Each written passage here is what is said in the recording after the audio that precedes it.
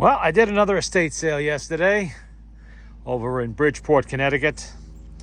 The gentleman who had this home had lived there for many, many, many years. And at one point, he'd been associated with the local bank, Bridgeport Savings or something like that. So he had a lot of promotional items, things like that from that bank. Not that I ended up with much of that. He also had a lot of weird old stuff. This was not like a house with nothing but tools or nothing but glassware or stuff. It had like everything. And all of it was very old and just a little strange. Anyway, let's go through what I picked up. We'll start with the more mundane stuff. And by the way, all of this crap was $40. Everything.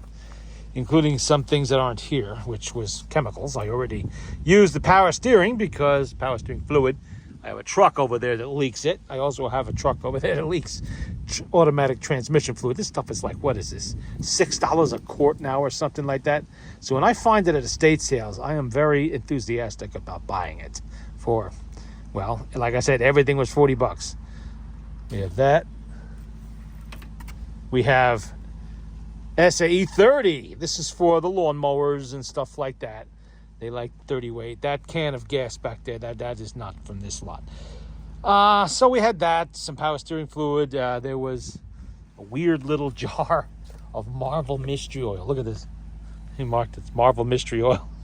I don't know if Marvel ever came in a jar like this, or they just had a little left over and they put it in this. All of my Marvel always came in a tin can. But far enough back, maybe it did. There was stuff in this house dated from the Civil War. 1860s at least. All right, let's start at this end. We have this oddball little metal lamp. And this thing is heavy. This weighs about 5 or 6 pounds right here. It must have a lead weight in the bottom so it doesn't tip over. See? Remember that old, for those of you who were around in the 60s and 70s, you might remember those Weeble things that were weighted like little egg-shaped people, and the Weebles wobble, but they never fall down. There you go. There's the lamp that wobbles, but it never falls down. So you start right there. Weird.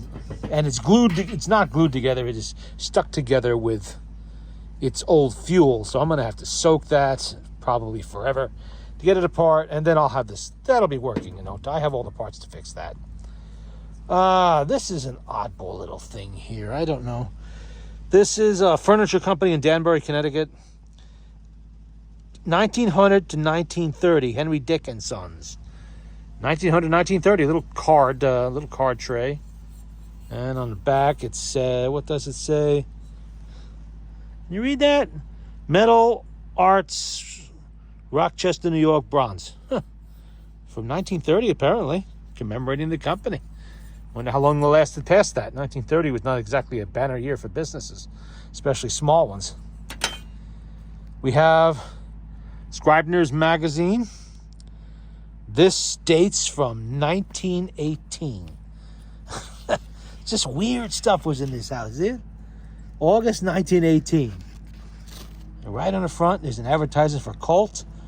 Through all wars, the national standard. And that is the 1911 pistol on there. Many of you probably recognize it. There's all kinds of stories about the war in here. Interesting stuff. Look at this. Pictures, fashions, and advertising. Come on. Come on. Wind is blowing today. Even real estate. You want to buy a house? And under that, we have Scientific American. And this one was from 1901. January 1901. Look at that. Something with steam engines. So I just picked that up to read it. I don't collect this kind of stuff, but it's just really old and cool. I do collect stuff that's old and cool, so I'm going to read that when I get a chance. Very good quality paper. I mean, look at it. It is a little bug-eaten, but considering it's 1901, it's not turning to powder. Neither is this, much to my surprise. This house was filled with clocks. I call it the house of clocks. Clocks everywhere. These are the little baby Bens. I saved it for parts. They actually work. There's 2 or 3 of them. I don't know where the other ones are, but there was another one here somewhere. I don't know what I did with it. Oh, where did it go? Well, trust me, there was another one. Anyway, there's this. It's a cup. And it has some kind of music box in the bottom, which I have not, it's stuck. I'll be able to unfreeze that. It's no different than a Victrola motor that I work on quite frequently. It does look to be the silver or silver plated. Just weird. This is an SK toolbox, little tool. I use these to make my own custom 1/4" drive sets with 3 or 4 different socket sets and a couple ratchets and extensions. It's a set SK doesn't make, but I used to use it myself. And it needs paint and all of that. It's a couple little odds and ends in there. And who remembers this? This crap was around, again, 70s and 80s. There's actually some still in there. Vampire blood. I remember the kids playing with that. All right. None better. I believe this was Billings. Pretty sure this was Billings. None better tools. See, it says it right there. Needs to be cleaned up. Made in USA.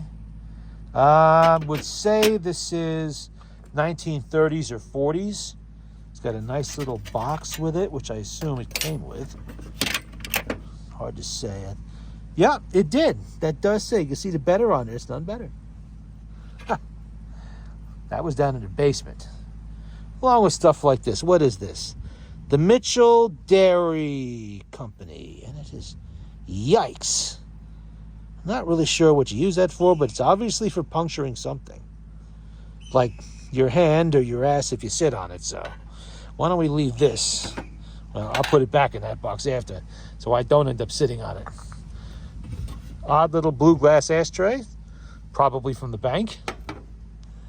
We have over here, well, first of all, I did get a bunch of books.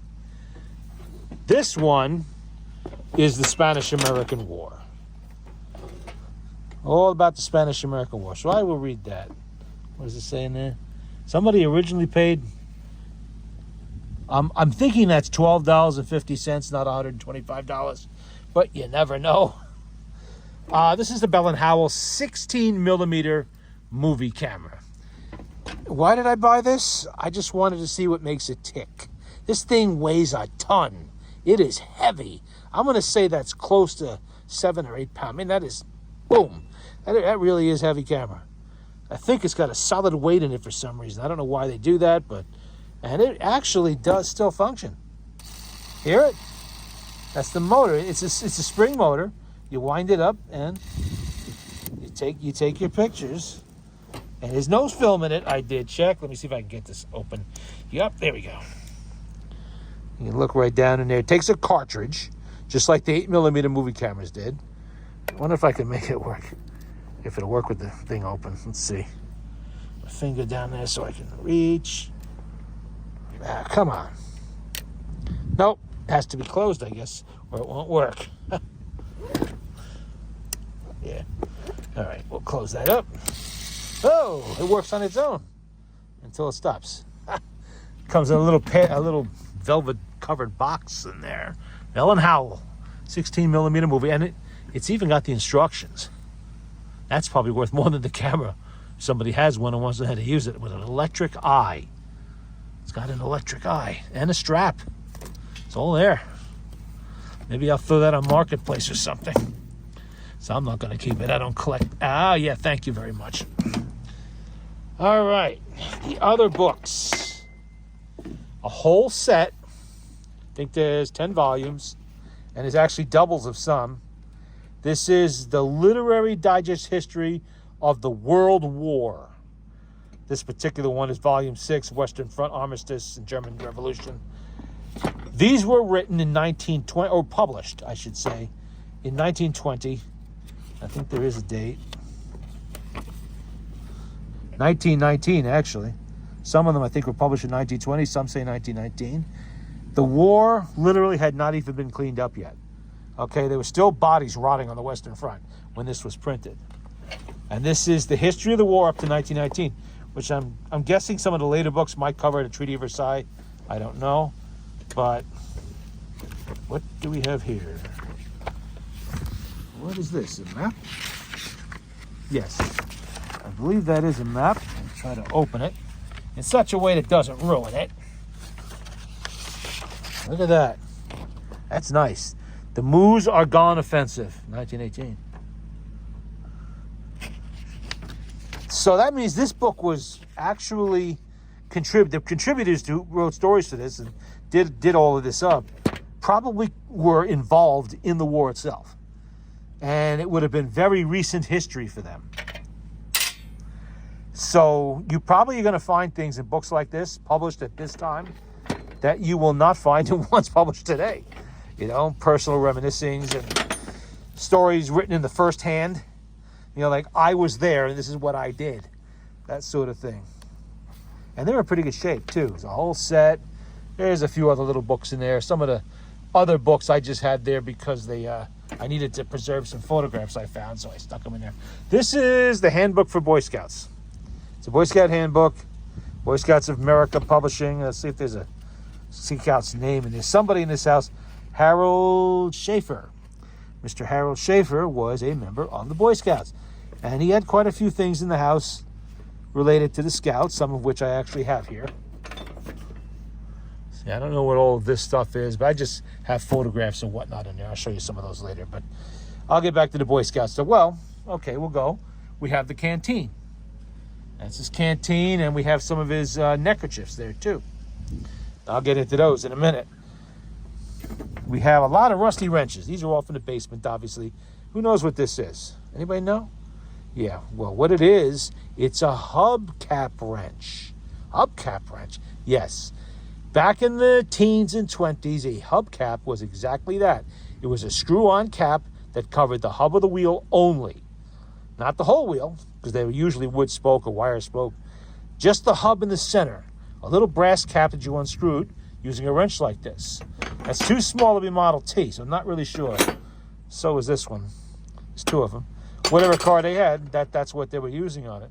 We have the typical, I like this. I don't know how they did this, but they must have really been wailing on a wrench to do that. Look at the damage on there. Who made this? Does it have a name on it? I don't think it does. Well, it does, and I think it's Billings, but I really can't make it out until I clean it. I wonder if they're guaranteeing it. We have wrenches like this. That could be Ford. That is Ford. Okay. Model T toolkit wrench right there. Cool stuff like this. The Never Slip. One of those V-type wrenches, the Never Slip wrench. That'll clean up nice. I'll spend the winter cleaning this stuff up. Bunch of other wrenches there. There's a gas wrench over here for something. I think there's some Williams. It's mostly Billings, but there are some Williams in there. We have some S wrenches like this. Don't know who made that one, but there is a name on it, but I cannot make it out until I clean it. Brace bits. Unfortunately, none of them say belt system, but they're all good for braces. I have the brace here too, which I will get to in a minute. And here we have a Utica tool, lineman dikes, 8-inch lineman dikes. It's Utica tool, Utica, USA. So let's see. They changed the location of the factory from Utica, New York to South Carolina somewhere. I forget where exactly, but South Carolina. They did that in 1962. So these are from before. They are from after 1948 because they have the Lubring stamp on it. But they're before 1960, so 1950s. We'll say 1950s. They look a little cleaner than the rest because I did clean them up so I could see what the markings were. I couldn't read the markings. And they're in good shape. You know, they still totally usable. You know, that somebody just hadn't been taking care of them. The basement, the dampness down there will eventually cause everything to rust. Slip joint pliers. Don't know who made them yet, but I will be going through. This was hanging on a wall near the furnace. This is for a mag light. If you bought a mag light in a kit, they used to give you this with it. Yeah, it's for like your D-cell mag lights. D-cell, the big ones. Oh, that's a little interesting little find that I will put to use somewhere, probably hanging a mag light on a wall. We have a Tremo pipe wrench. Screw on, screw down style like that. That's an old style. And actually, underneath the corrosion, it's actually in pretty good shape. It's not bent. And somebody at one point paid $2.50. Or maybe he had a tag sale and it didn't sell. And he wanted $2.50 for it. Yeah, that's Tremo. That'll clean up nice. Everybody knows a Craftsman handle when they see one. Don't you love them when they get all whited out like that? A little bit of 4-0 steel wool and some oil will take that right off of there. And you can put it right back in service. Who made you? Oh, Billings. Yep, that's Billings. Don't know yet what this is. I have to work on that. No idea. It was just something I threw in a bag because it was there. And I will figure it out later. Auto wrenches. Always seem to find these. Always seem to. We have a file, a triangular file. Good old Stanley chisel. Still got a good edge on it. Those are always nice. More Billings wrenches. Got a bunch. I might have a whole set of Billings wrenches here. This, I don't know what they used it for, but it was made. Who made you? Oh wow, Cushman Company. Cushman made that. Made in USA. For Craftsman Tools. Made in USA for Craftsman Tools. By the Cushman Company. I don't know. Maybe at one time Sears sold Cushman's little carts and whatever. They used to make the little motorized scooter cart things. That's going to take some research. I don't know. Oddball Craftsman Tools. Obviously, it's purpose for something, but I don't know what. It almost looks like they bent it. Like it might have been bent on purpose, but I don't know. Huh. That's weird. I didn't know that was Craftsman when I picked it out of the junk. Don't know what that is. Gas wrench of some kind. This is Dunlop. This brace is Dunlop. Good name. They're around a long time. More auto wrenches, as you see here. Who made you? Fairmont. Fairmont made that. Another little half-assed brace of some kind. I don't see a name on it. Probably Hong Kong or something like that. I don't know what exactly that was used for, but yeah, a knife. No name on it, but that'll clean up. What I will use it for, who knows? This will clean up too. Pretty rough, but it's not terminal. Well, the handle's not great, but an electrician's knife that could be used. Wood chisel. Who made you? Let's see. It says, Bridgeport made you. That's Bridgeport, USA. Makes sense because it came from Bridgeport. Here we have a USA-made clamp. Now this is a Stilson wrench, obviously. Who made you again? Yeah, it was Walworth. Walworth made... This is the original Stilson wrench. Stilson was an engineer who worked for Walworth Company. And he designed it while he worked for Walworth, and he let the company produce his design. And then he also licensed it out. They allowed him to license the design to a number of other companies. That's how he made money on it. But this is the original Stilson, and it has the one piece... And you see what's happening to this handle? It's got splits and everything. It's loose. Even down here it's a little loose. That was common with these. So what they did later on is first they went to a full shank with wooden inserts, and then they went to all steel. All steel handles. Because these things got bent all the time. People put pipe wrenches on them, and they snapped them. This one, I don't think's ever had a pipe wrench on it.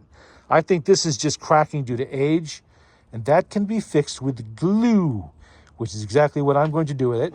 It's in pretty good shape. The teeth are really nice. It's not missing anything. It hasn't been used as a sledgehammer. And it has the early Stilson markings. You can barely make them out on there, but they're not really corroded. They're just dirty. The whole wrench is actually pretty nice. What's up there? There's some kind of a number up there. Don't know what that is, but we will figure it out later. Hey? I spotted that right away and grabbed it. Little oil can. I always seem to find this one needs fixing because a little bit of solder will fix that. We have a couple of locks here. They are key-to-like locks. That one key fits both. And I have key blanks to make endless copies of that key. And let's see, what do we have here? Padlock. Cannon. Apparently, these people had a cannon of some kind, and these are the padlocks that once secured it. And they're in real good shape. They're clean. They haven't been left outside. Genuine master lock, when they used to be USA made. Ask me where they're made now. Yeah. Ancient matchbox with no matches in it, but it's cool. Diamond Match Company. Successors to the Swift and Courtney Beecher. I think these are early 20th century. How early? I don't know, but it's pretty early. I'll have to do some research on that at a later date. This is silver. Little candlestick of some kind. Who made you? Doesn't, it says it, but I can't make it out under the corrosion. That's silver. At least an ounce there. Maybe a little more than that, sterling. So that's a good find. I mean, that's probably all of what I paid for all of this. Okay, let's start with this box. Cigar box. Somebody paid 54 cents each plus tax for Robert Burns Black Watch cigars. Don't know, I never had any of them. What's in the little box? Let's see. Keyholes. They're wood. They're made to be insert in something. What, I do not know. But they're interesting. A whole box full of little keyholes. Keyhole covers, I guess that's sort of... These are for Viewmaster reels. You probably don't know what that is if you're younger, but it went into a little device and click, click, click, and you would be able to look through it like a pair of binoculars, and you would see what looks like a 3D image in color of, you know, whatever this one happens to be, which is, what is this? Mount Vernon. Oh, that's a Washington's home in Mount Vernon, New York. I'm sorry, Mount Vernon, Virginia, not Mount Vernon, New York. Christmas Story. Don't know, that's just a pamphlet. Oh, that came in a Viewmaster, I'm sorry. That was a pamphlet that came in one of these. Let's see if any of these are a Christmas Story. Roy Rogers. That's a cowboy one. Roy Rogers was the screen hero of many a cowboy picture. Here is just I'm guessing very early 20th century or 1890s portrait of a young man. What attracted my attention is that magnificent watch chain he's got there. I'm a watch collector and watch chain collector, and that caught my eye right away. Really nice. It's all dressed up for his picture, because photography back then was not casual. Unfortunately, they have not put his name on it, so we will never know who this young man was, but he did have a really nice watch chain. I wish I could see the watch. Here we have some Depression era, possibly earlier. Little cut crystal salt and pepper shakers. Pretty good shape. Bulbs for old-fashioned flashlights. The old non-LED ones, for those of you who remember those. We have some really crummy hot rod pictures here. You can barely make them out. They're blurry, you know. These were in the child's room. This house was like it was a time capsule. Nothing had been updated in at least 50 or 60 years. And at some point, there had been a young boy living there, and his room was basically untouched. Everything was where he left it. From his Cub Scout stuff and Boy Scout stuff to his little brownie camera and pictures, stuff like that. There's another one of these discs. This one, Hop Along Cassidy. That was a big thing in the 50s and the early 60s, what this room was dated to. A lot of Westerns were really in. Everybody loved the Westerns. John Wayne, you know, all of that stuff. Let's see. An envelope from 1975. A little coin here that says what? This coin... The Walking Club, New Orleans March. I have no idea what that means, but... And in here, there's just oddball stuff. There's train ticket stubs.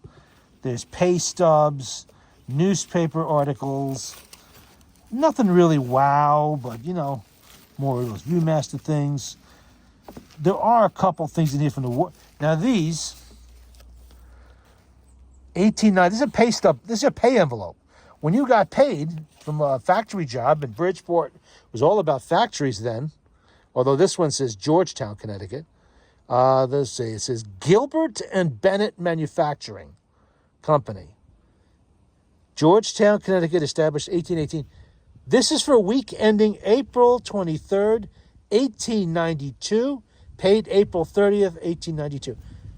I mean, 1892. This little envelope held your pay in cash, whatever it was. You see some of them were torn open. We dumped out the pay. This one is from, I can't really tell, but it's probably around the same time period. 18. Who saves that kind of stuff in a shoebox, in a little cigar box? Somebody did. That's kind of cool. You know, to see how they did things back then like that. That's how you got paid in the 1890s, a little envelope. If you were a factory worker, I'm sure it was different if you were a banker or, you know, Wall Street guy or whatever. Oh, Farmer's Almanac from 1967. It's in good shape, too. 1967. 57 years ago. Let's put all that back in there so I don't have it blowing around. We've got a little wind today. So I'm going to have to make sure this doesn't end up all over the lot. So I'll put that in there. All right. There's more pictures in here. More of the same stuff. Blurry. You know, oh, there's a picture of a kitty cat. Maybe it's interested. Well, I'm sure he's been dust a long time now, but some more papers. And was there anything good in this? Probably Washington or something. No, that's not why. That's David Worcester. David Worcester. The Old Town Hall, Norwalk, Connecticut. What do we got here in this picture? We have a couple guys at the beach. When was this? Before the war or after? Does it even say? Something novelty company. Can't make it out. Just by the style of dress, this looks like the World War I period. Wish people would mark pictures, you know? If you got pictures, and who does nowadays? Everything's digital. But if you have pictures, mark them so we know who these people are 100 some odd years later. All right, nothing that interesting there, but you get an idea. And because I knew going in was the last day of the sale, and they were telling us just fill bags. It's going to be $5 or $10 a whole bag full. And okay. So I filled bags. I actually took these neckerchiefs here. Oh, first let me see what this is. A spent needle tin from a big Victrola, teens or early 20s. And I have such machines. I fix such machines. And these, if it's missing or damaged, is $25 to $30 on eBay. And look at that, it's nice shape. So we're gonna keep that and use it when we need it. I use these to wrap the lamp, actually. That lamp right there, I'll get to in a minute. Cub Scouts. Look at that. There's all these Cub Scout neckerchiefs there. I checked on eBay, and they get like $6, $7 a piece for these things. And there are two different styles here, because after he was done being a Cub Scout, he became a Boy Scout. Boy Scouts of America. So that's all going to be put up on Marketplace or wherever. I don't need neckerchiefs. There's 4 of them. I think there's 4 or 5 anyway. USA flag, that's modern. The Bridgeport Savings Bank from 1961. That's a keychain from 1961. Was probably a giveaway. 90th anniversary. Just interesting. Here's another bank giveaway item. This guy was a bank president, and I guess he had the right to take home stuff if he wanted to. He actually had the time clock there from the bank, which I was not going to take that. It's huge, but I figured that was interesting. I did take some still pictures of it. A brand new grinding wheel. These little music box things I'm going to play with just because. I just threw them in the bag to fill the bag. That's all. And some of them actually work.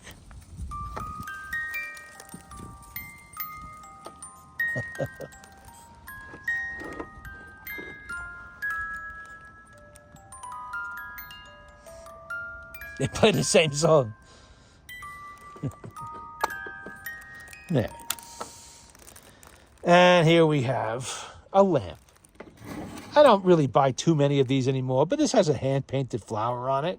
It's USA made. I'm going to say this is probably before 1950, but not as old as the teens, although it could be. And it is, who made you again? P&A in Watertown. It is, oh no, sorry, Waterbury, Connecticut. P&A in Waterbury, Connecticut. And it's in good shape. It's just got some dust, needs a new wick. And the modern reproductions don't generally come in this style with, the little, is that glued together? That's not good if it is. No, it's not. The little handle like this and the fill on the side, instead of having to unscrew the whole burner to fill it, they have a little cap you can open up and fill it. And just a different design. You don't see that in the modern ones too much. That's pretty cool. And like I said, it's not like it's costing me a fortune. Whether I filled the bag or left it half empty, I was going to pay the same price. So, some cool old bottles. Don't know for what. I thought maybe this one was 3-in-1 oil, but it's not. It does not have 3-in-1 on it. But it is kind of a cool looking effect on the glass. It's almost like it's multicolored. I'll just show up on camera maybe, but that's cool. Whoops, I'm losing handkerchiefs here. No, that battery did not come from the estate sale. I had to buy that at Tractor Supply because the battery I bought from Home Depot 3 years ago crapped out in the riding mower. So had to buy another one. Isn't that fun? Don't you just love doing that? Every few years you got to buy another one of these damn things for $47. Yeah, we love that. We have a VFW plate. Oh, sorry, it's a Legion plate. This was downstairs. There's nothing special. And it's made, it says, property of Antlers Hotel. Someone stole that from a hotel in Indianapolis, Warwick, China. It was just lying there, so I figured, now that looks pretty cool. I'll just stick that in the bag. The rest of the books are in there. That's the World War I history books. Oh, forgot about this adjustable wrench that is in desperate need of being cleaned. The J.H. Williams Company. The super adjustable. It's nice. And underneath the crud, it's really in good shape. It's not falling apart. The jaws aren't bent to hell. That's a pretty nice one. It's straight. So that'll get cleaned up over the winter with everything else. Let's see. Is there anything I overlooked in this pile of stuff? Not really. Not a huge amount of stuff, but enough. There's enough here that will more than cover the $40 I invested in it. Just the chemicals alone are half what I paid for. The silver, the locks, those will sell if I decide to sell them, especially key to like locks like that. That's going to be at least $20, $25 easily for that. The SK thing, I will use that. This is going into my tool collection. Some of these will also. And the books I will read. Those I will read. I read a lot. I like books. I will go through those books, no problem. That chainsaw was not in this lot. That is from a couple of weeks ago when I did the... I did a swap meet over on the other side of Connecticut at a raceway. It was like a big flea market, actually, on a swap meet. This was on the free pile. And I do know somebody that buys parts chainsaws and fixes them. So I will make a little money on that. Well, there you go. That's the haul.